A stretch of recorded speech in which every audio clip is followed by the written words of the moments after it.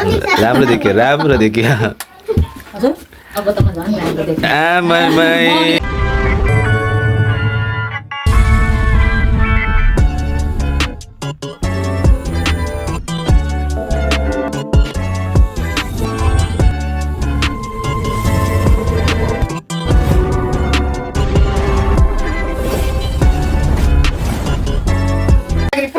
त्यस्तै हो ल यी आज हामी चाहिँ घुमघाम गर्ने तयारीमा छौँ यहाँ म्याडमहरू चाहिँ खाना खानु हुँदैछ होइन सबै राम्रा राम्रीहरू सबै यतै हुनुहुन्छ मम्मीहरू पनि यहाँ ए हो अब हामी खास गरेर घुम्नको लागि होइन निस्किनको लागि खाना खाने तयारीमा छौँ आज बिहानै हामी फ्यामिली टुरमा जान खोज्दैछौँ कसैलाई खानाकै हतार छ कसैलाई काम गर्न हतार छ होइन कसैलाई पस्किनेको हतार छ कसैलाई तयारी हुनकै हतार छ हाम्रो ड्याडीको तयारी ड्याडी कता जाने हो तपाईँ म आज के अरे असिना सिमसार र गोकुलम गौशाला आमामामा आज त तयारी त होइन व्यापक रहेछ म चाहिँ बेत्थामा यहाँ मिसिन आएको रहेछ ड्याडी तपाईँ जानुहुन्न अब सँगै जानु पर्ला नि अब के भयो भाउजू राम्रै हुनु त आज खुसीले ठाउँ छोडेर खुट्टा न कहीँ छैन आमामा आमालाई खोकी लाग्छ फेरि हिजोदेखि सिकिस त पारेको थियो नि त हेलो राम्रो राम्रो भयो त हो घुम्न जाने मान्छे राम्रो हुनु पर्यो राम्रो देखियो राम्रो देखियो हजुर अब त म झन् राम्रो देख्छु आमामाई अरू के राम्री छ अहिले कहाँ जाने रियाना जुत्ता चाहिँ यही लाएर जेस तयारी दामी चलिरहेको छ है चप्पल किन्नुपर्ने छ हौ स्यान्डल एउटा बज्न दिनु न हौ जानु चाहिँ कहाँ हो जानु चाहिँ कहाँ हो कहाँ हो त्यतै होस् न पसिना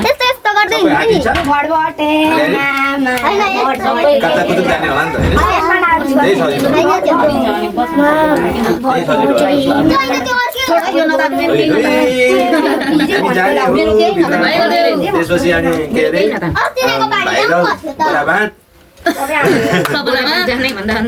आज बोटिङ गर्ने हो आज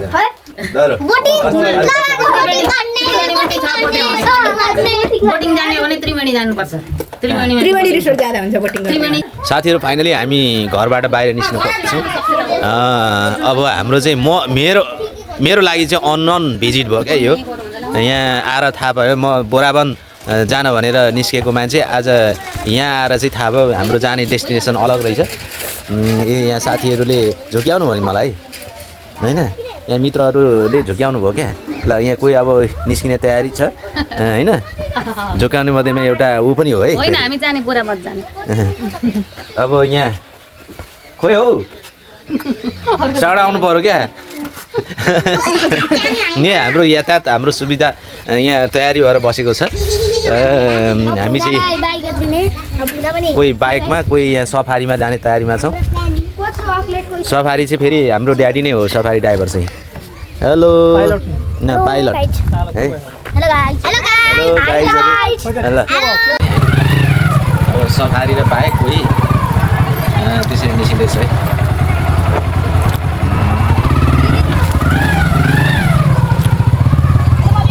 कहाँ हो जाने अरे हामी हसिना सिमसार जाने अनि गौशाला बिहान जाने ओके एक दुईवटा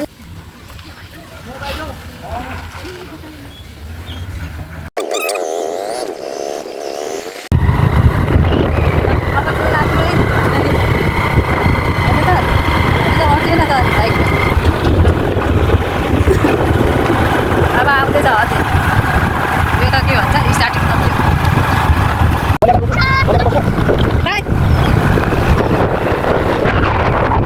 दर्शकवृन्द आज हामी मोरङ जिल्लाको सुन्दरहरिजा नगरपालिका त्यस अन्तर्गत पर्ने जगतगुरु आश्रम र हसिना पार्क घुम्न जानेछौँ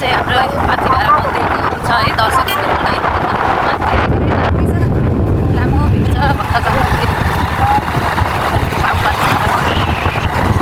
हाम्रो गाडी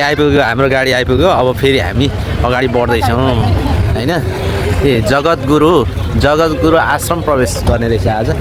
महेन्द्र हाइवेमै पर्ने बलिया चोकदेखि करिब 5 किलोमिटर उत्तर गइसकेपछि आउने यो जगतगुरु आश्रम पुगिसकेपछि म तपाईँहरूलाई यहाँको दृश्यावलोकन यहाँका परिदृश्यहरू देखाउने कोसिस गर्छु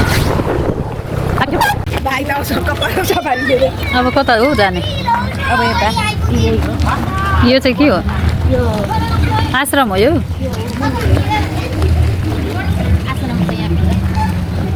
यो चाहिँ आश्रम रहेछ यहाँको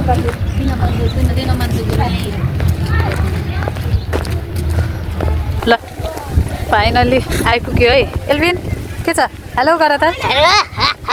हामी कहाँ आइपुग्यो बाबाले हेर्नुहुन्छ नि ओइ बाबाले हेर्नुहुन्छ है फेरि बाबाले होइन भिडियो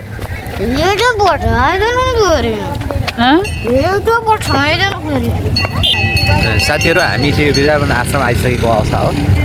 यहाँ मान्छेहरूको अलिकति घुइँचै देखियो यो प्रवेशद्वारमा यसरी चाहिँ स्वागत गर्ने राखिएको रहेछ होइन तपाईँहरूले हेर्न सक्नुहुन्छ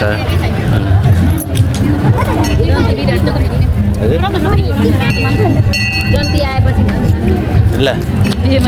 अरू खोइ त हाम्रा गाइजहरू कता हराउँछ हेर्नुहोस् तपाईँले यो परम्परागत शैलीबाट भवन बनाएको छ यो ठाउँको नाम हो वृन्दावन आश्रम यो चाहिँ सुन्दर रहेछ नगरपालिका अन्तर्गत पर्छ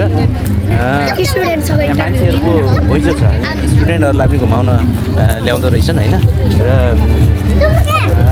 अन्य तीर्थालुहरू होइन धार्मिक आस्था राख्ने मानिसहरू चाहिँ यहाँ आउँदा रहेछ भनौँ न त्यस हुनाले गर्दाखेरि चाहिँ यो एउटा पूर्वको पर्यटन गन्तव्य क्षेत्र बन्दै गएको रहेछ पहिला म आउँदाखेरि यत्रो विकास भएको थिएन यहाँ यो चाहिँ करिब म 65-67 सालतिर म यहाँ यो क्षेत्रमा आएको थिएँ र यो क्षेत्रमा आउँदाखेरि यो प्रकारको विकास थियो अहिले आएर अहिले निकै विकास भएको मैले देखेँ देख्न सक्नुहुन्छ यहाँ यसरी मान्छेहरू आइरहेछ यहाँ वृन्दावन आश्रम लेखिएको छ वृन्दावन गौशाला लेखिएको रहेछ वृन्दावन गौशाला लेखिएको छ तपाईँले देख्न सक्नुहुन्छ र आउने मानिस यहाँ घुइँचो छ मान्छेहरूको भिडभाडै छ यहाँ ठुलो एउटा चाहिँ के भन्छ यो साँडेको शालिग छ रहेछ यसरी बनाएको छ आकर्षक छ मानिसहरू घुम्न गइरहेछन् हामी पनि जान्छौँ है त्योभन्दा अगाडि तपाईँहरूले देख्न सक्नुहुन्छ यहाँको सिनाहरू निकै राम्रो छ मन्दिर राम्रो छ यहाँ हाम्रा साथीहरू आउँदैछन् मान्छेहरू आउँदैछन् आउने क्रम जारी छ यसको खासियत के हो मैले पछि बताउनेछु यसको बारेमा ठिक छ ल राम्रो छ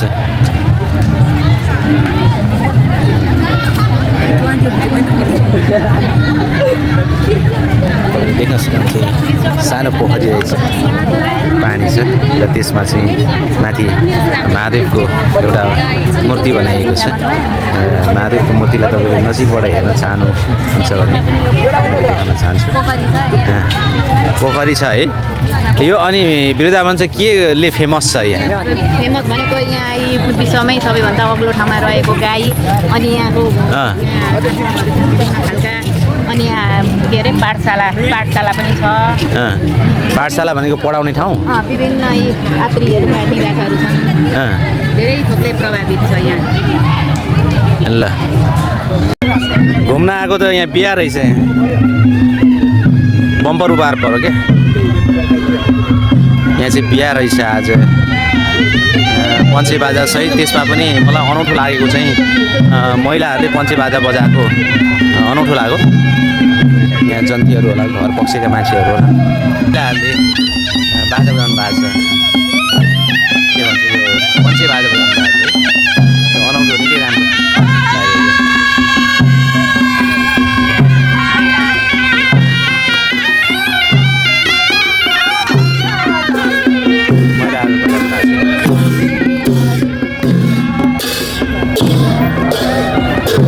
बेहुलाहरूलाई हेरौँ बेहुला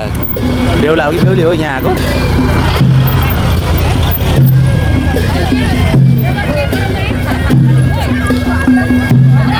बेहुली आउँदै हो कि बेहुला हो हजुर अहिले अहिले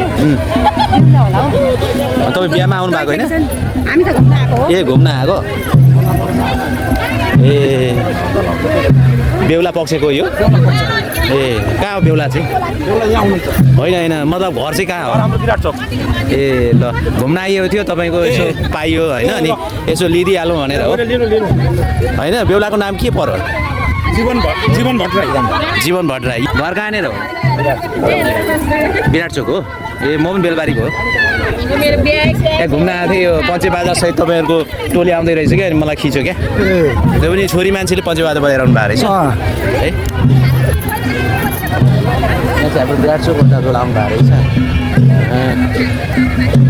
बेहुली पक्ष कताको हो कुन ठाउँ हो बेहुली पक्ष चाहिँ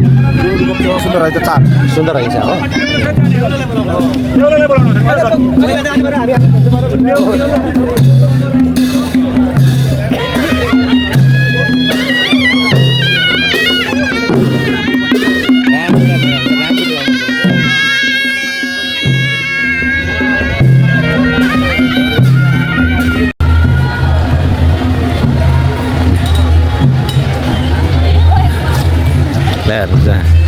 जहाँ गए पनि नि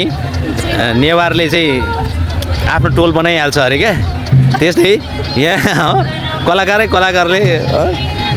ड्याडीलाई पनि नचाहेनन् नाच्नु न हो यहाँ चाहिँ म अब तपाईँलाई यो गाईको चाहिँ यो के भन्छ यो शालिगमा तपाईँलाई लगिरहेको छु यो चाहिँ अग्लो ठाउँमा होइन यति अग्लो ठाउँमा बनाएको गाईको शालिग चाहिँ हाम्रो नेपालकै एउटा के भन्छ पहिलो होला जस्तो लाग्छ र यो चाहिँ सुन्दर रैचा नगरपालिकाभित्रको वृन्दावन गौशाला आश्रम को यो हो तपाईँले देख्नुहुन्छ विशाल छ यो तपाईँको टाढाबाट हेर्दाखेरि यस्तो देखिए पनि यो चाहिँ विशाल शालिग बनाएको छ गाई यो एक प्रकारको लौकिक प्रकारको छ त्यसैले पनि होला कि यसलाई चाहिँ गौशाला भनेको गौ भनेको गाई हो गाई माता र यहाँ तपाईँले देख्न सक्नुहुन्छ एकदम विशाल मूर्ति यहाँ के भन्छ शालिग छ र यहाँको आकर्षणको एउटा केन्द्र होइन यो शालिग पनि हो है यो शालिग पनि हो तपाईँले देख्न सक्नुहुन्छ विशाल शालिग छ है यहाँ बाछीले हो कि बाछाले यहाँ दुध चुस्न लागे जस्तो होइन तपाईँले देख्न सक्नुहुन्छ है विशाल छ यो नजिकबाट त तपाईँको क्यामेराले क्याप्चर गर्दो रहेछ होइन यो कति डायमिटरको छ ए देख्नुहुन्छ चारैतिरबाट तपाईँलाई मैले यो देखाइसकेँ र निकै रोमाञ्चक यसले मान्छेको यहाँ आउने मान्छेको मन आकर्षित नगरिरहन सक्दैन भित्र अनि आमा कहाँबाट आउनु भएको भन्नु त अलिकति हामी ग्रुपै आइरहेछौँ दमक 7बाट हजुर ज्येष्ठ अभिभावकको यो उसमा घुमाउन हामीलाई ल्याउनु भएको हामी ज्येष्ठहरूलाई अच्छा अच्छा कुन संस्था चाहिँ के हो संस्थाको नाम चाहिँ हाम्रो संस्थाको नाम के अरे ज्येष्ठ अभिभावक भनेर थियो ज्येष्ठ अभिभावकबाट अहिले अनि घुमिसकेर खाना खानु हुँदैछ होइन भर्खर आएर खाना खाएर अब अर्को ठाउँ पनि घुम्न जाने ए अर्को ठाउँ कहाँ जाने भन्दैछ जाने अर्को ठाउँ प्रणामी मन्दिर अनि मेरो नाम शिवा मैनाली दर्शकबिन करिब 10 रोपनीमा फैलिएको यो वृन्दावन धर्मशाला दीनबन्धु शास्त्रीले सुरु गरेको योजना पर्दछ र यसमा यो 13 फिट करिब 13 फिट अग्लाइ भएको गाईको नमुना मूर्ति करिब 15 लाखमा बनेको रहेछ र यसले यो ठाउँको अझ आकर्षण बढाएको देखिन्छ। हिजो आज यहाँ मानिसहरू वृद्धदेखि लिएर केटाकेटी त्यसपछि रिसर्च गर्न आउने मानिसहरू त्यसपछि विद्यार्थीहरू टहल्ने ठाउँ बनेको रहेछ र विद्यार्थीहरूले पनि यहाँ कुनै न कुनै प्रकारको अध्ययन गर्न सक्ने रहेछन्। यहाँका मानिसहरू बस्ने ठाउँ हाउस एरियाहरू छ मन्दिरमा आउने मानिसहरू बस्ने ठाउँ यहीँ मन्दिरका मानिसहरू बस्ने ठाउँको पनि यहाँ व्यवस्था गरेको रहेछ। यसरी यता अर्को सद्गुरु कृपा अपना घर भन्ने भवन रहेछ पर तपाईँले देख्न सक्नुहुन्छ यो भवन होइन र यसको यो चाहिँ करिब मन्दिरको आश्रमको उत्तर किनारामा छ र यहाँ अरू पनि संरचनाहरू रहेछन् र बन्ने क्रममा पनि रहेछ। यो तपाईँले अगाडि देख्नुभएको संरचना चाहिँ बन्ने क्रममा भएको संरचना हो। यहाँ विभिन्न ऋषिहरूको नाम लेखिएको रहेछ। जस यो कन्सेप्ट चाहिँ साँच्चै नै केही धार्मिक पढालेखा मानिसहरूकै यो के भन्छ सक्रियता यसमा छ भन्ने कुरामा यो संरचना हेरिसकेपछि दुविधा हुँदैन हामीहरूलाई। र यो उत्तरी खण्डमै तपाईँले देख्नुहुन्छ यो हनुमानको शालिग राखिएको छ। हनुमान चाहिँ के हो भन्दाखेरि निडरता र इमान्दारिताको प्रतीक हो। उनले चाहिँ एउटा आदर्श बनाएको कारणले गर्दाखेरि उनी पूज्य छन्। बाई बाई अरे ल बाई बाई। अब